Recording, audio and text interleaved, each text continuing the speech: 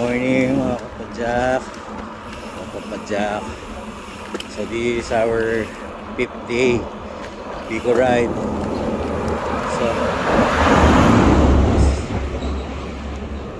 alas 7 po ngayon ng umaga. Dito na ho kami sa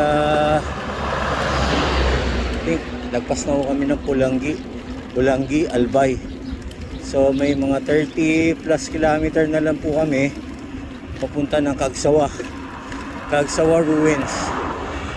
Cagsawa po kami mag stop over, picture muna, picture taking, then after nun proceed na kami sa Legazpi, Albay.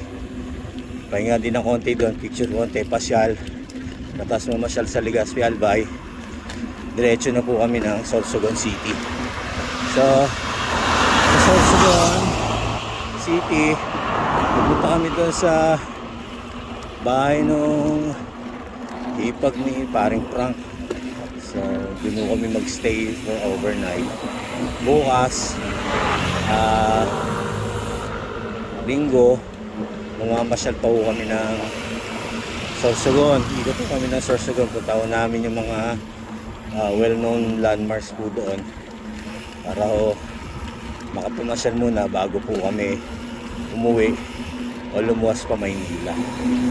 Bukas po yun yung mga itinerary namin. Sa ngayon po ang itinerary namin Cagsawa at saka Legazpi. So umalis po kami ng Calabanga ng 2:30 in the morning. Nagising na kami ng mga alauna 1:30 na madaling araw kanina. Ginising ko sila 1:30 in the morning.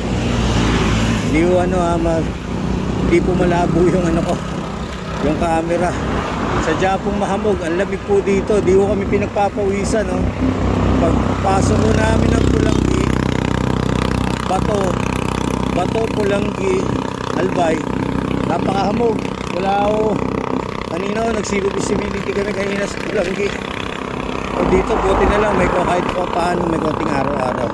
Basta para mahamog pa rin. So yun, 2:30 pumadyak na kami Calabanga, Naga. 40 minutes nasa Naga na ulit kami, then dire-diretso na kami ngayon. So sa ngayon po nakaka 70 kilometers na kami more or less sa galing kami Calabanga. Meron pa kaming 30 plus kilometer para makarating po sa Cagsawa Ruins. So excited po ako. Cagsawa Ruins part 2. Okay po. Ayun naman po muna update namin this day. Sa mamaya ulit mga kapadyak. Salamat.